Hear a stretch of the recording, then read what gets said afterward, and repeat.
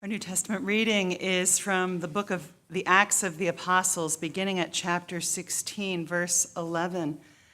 This is an interesting passage, one reason being that there are three parts in the Acts of the Apostles where instead of being a third-person narrator, suddenly the narrator is speaking in the first person. So it gives you the feeling that there were maybe diaries or journals that were recovered from some of the people who were traveling with Paul. Beginning at verse 11.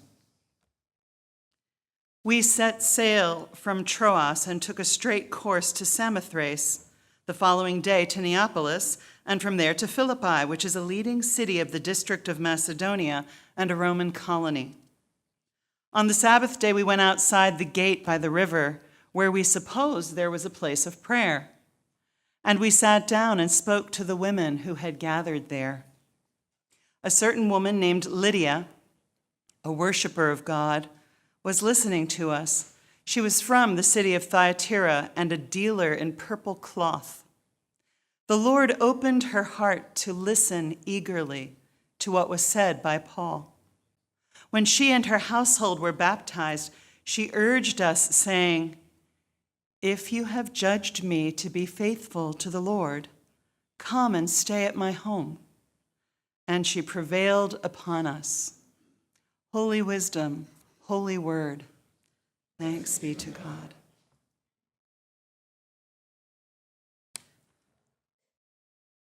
I was not able to resist the lure of the story of a woman that involves purple cloth, purple clothing. So today I'm doing a monologue, as I do from time to time, from the point of view of Lydia. When I was a little girl, my grandmother came to my mother's room and reached out her hand towards me. Looking down into my eyes, she said, "Lydia, I'm going to show you something." This was unusual. She was not like the other girls' grandmothers, always at home, filling the house with the smells of bread baking, tending a little garden full of roots and herbs. She was a woman of business, with a household run by servants. It was a rare treat for me to have her undivided attention. I looked at my mother to see what I should think of this. My mother smiled and nodded. So with her blessing, I happily took my grandmother's hand. I was proud to walk alongside her. She was beautiful, and she was always dressed in elegant clothing, soft silks and airy linens, and her arms covered with thick gold bracelets. A heavy chain hung around her neck, at the end of which was an amethyst the size of my little fist.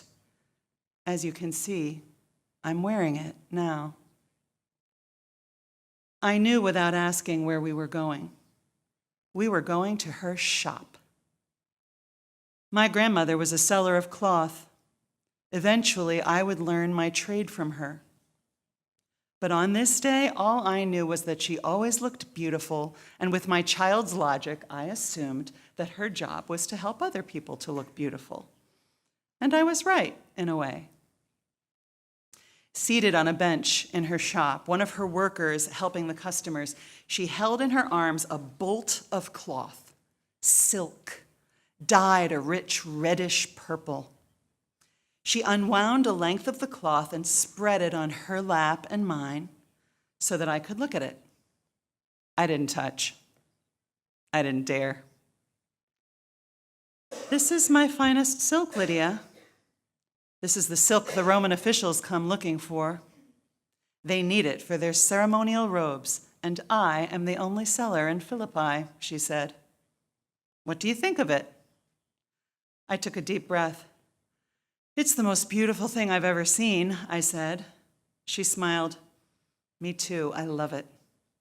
Do you know how it's made?" "Well," I said, uncertain.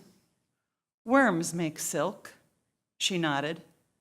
After a moment's hesitation, "Are there purple worms?" She laughed. "No, there are not.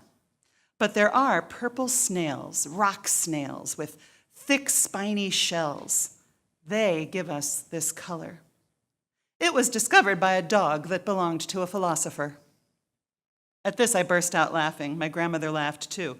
It's true, they were walking together on the beach, and the dog chewed on a bunch of snails at the shoreline. When he went back to his master, he had a reddish purple mouth. She sighed. It takes many, many snails to dye a bolt of silk cloth. More than you can imagine. Thousands, tens of thousands. I didn't know what that number was, but I knew it was large. Creating this cloth, this perfect color, this is my life, she told me. And one day, it will be your life. I was thrilled.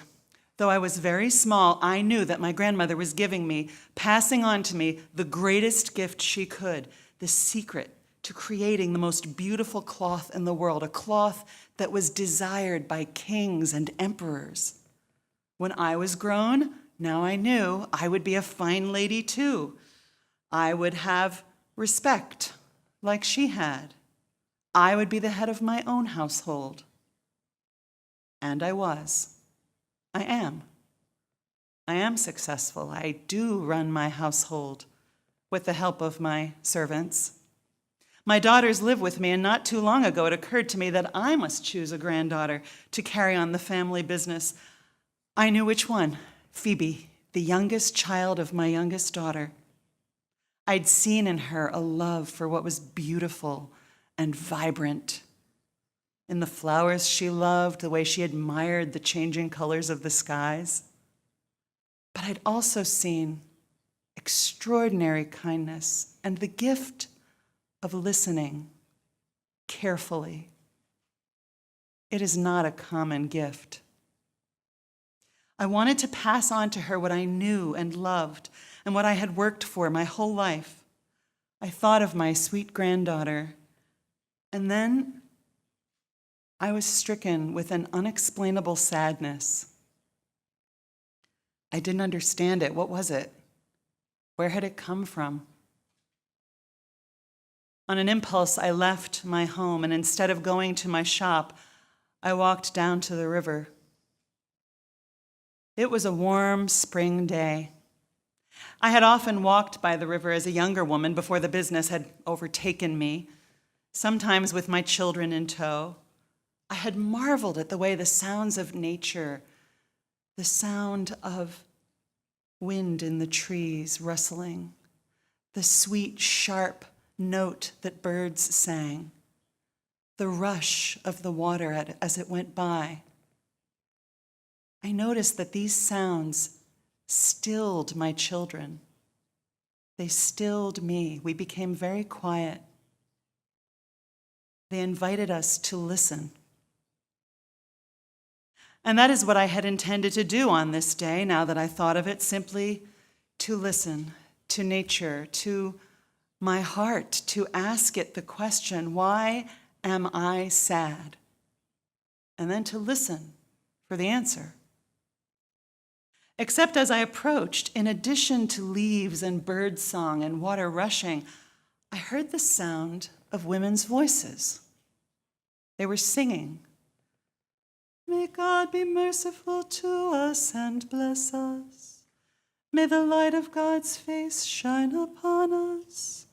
Let your way be known upon earth, your saving health among the people. I crept forward as quietly as I could. There, seated on large boulders about a dozen yards from the river's edge, were 6 women. They were as different from one another as they could be. Judging by their clothing, and you understand that is what I do, judge by clothing, I saw before me 2 women who were probably the wives of day laborers, one woman who was certainly a servant in a grand household, one shopkeeper, probably spices or some other import, one wife of a Roman official, and one wife of a Jewish merchant. You could always tell by the head coverings. In other words, these were women who, for no reason I could imagine, were together, singing songs to some god or other. But the song stirred me. It invited me in. It invited me to listen harder, and so I did. I stood still until they were finished, and then, sad to hear the singing come to an end, I turned to go. "Is that Lydia?" I heard one of them call out. I turned. It was the woman I had thought might be the wife of a Roman official. I'd seen her in my shop. Her head was tilted in a quizzical manner. I nodded. "Join us," she said, and she reached out her hand to me, inviting me in. And so I did. For the next 6 months, in every kind of weather, I headed down to the river on what I learned was the Jewish day of rest and relaxation and reflection, the Sabbath, the 7th day of the week. This, as it turns out, was what bound this group of women. Now, 7 of us. We all sought to find that quiet, that reflection, and to sing songs of worship to the Jewish God whose name is never spoken aloud, but which means I am. I listened. I listened as I sang. I listened as the other women spoke. I listened hard, as if I were that little child sitting once more next to my grandmother in her shop, hearing the most marvelous thing in the world. I still don't entirely understood why I felt so powerfully drawn to their gathering. Or I didn't, until the day the travelers came. Into our circle of women one day walked 3 men. One was young, still a youth. One was old but sprightly. He had that look of those philosophers who sometimes stand in the middle of the square giving lectures. I learned later that he was a doctor. And one was not young but not old, a balding man, thin, small in stature. I was probably taller than he was. And his coloring was all red. Red hair, red face, animated by eyes so dark they were nearly black. But they shined. All 3 of them carried an air of excitement with them. Honestly, it felt like an intrusion. I wondered what time it was. I wondered if they needed me back at the shop. But then a small voice, somewhere near my heart, spoke, and it said, "Listen. Just listen." The small man spoke about Jesus. He told us that Jesus was the Son of the God to whom I'd been singing these songs this last 6 months. He said that Jesus had come among mortals for one purpose only, to show us God's kindness, so that we might change our hearts, to invite us to walk with him, his way of life.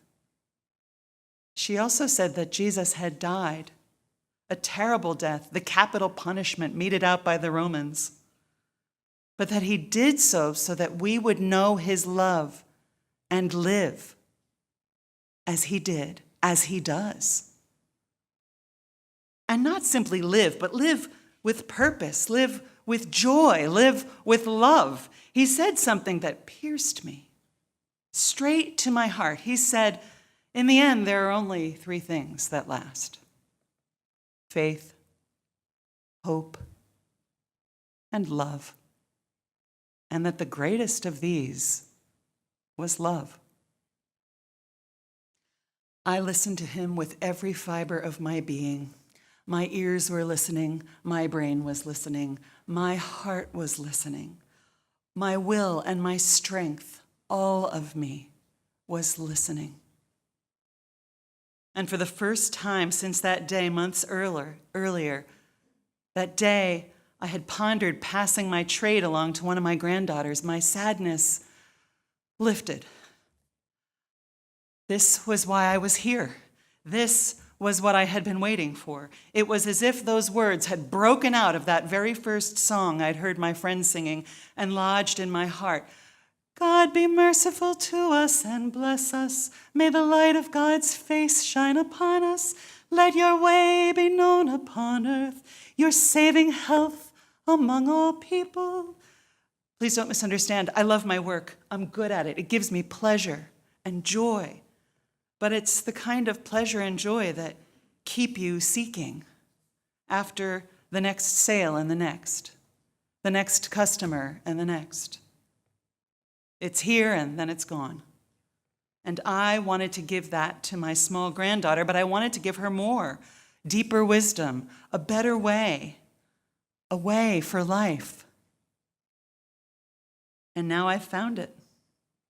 I have found the way that binds together all the parts of my life and makes sense of it all. I still meet with my singing companions down by the river. It has become for me the river of the waters of life. For that little man, so full of the fire of God it made his face red, baptized me there. And later that day baptized my whole household, my whole family, my little Phoebe. I invited those 3 men to stay with us so that my daughters and their families could all hear the words that had given me such hope, such life, had invited me along the way of Jesus. Maybe you would like to hear about the way. It's quiet now in my shop. We could talk. I have all the time in the world. Thanks be to God. Amen.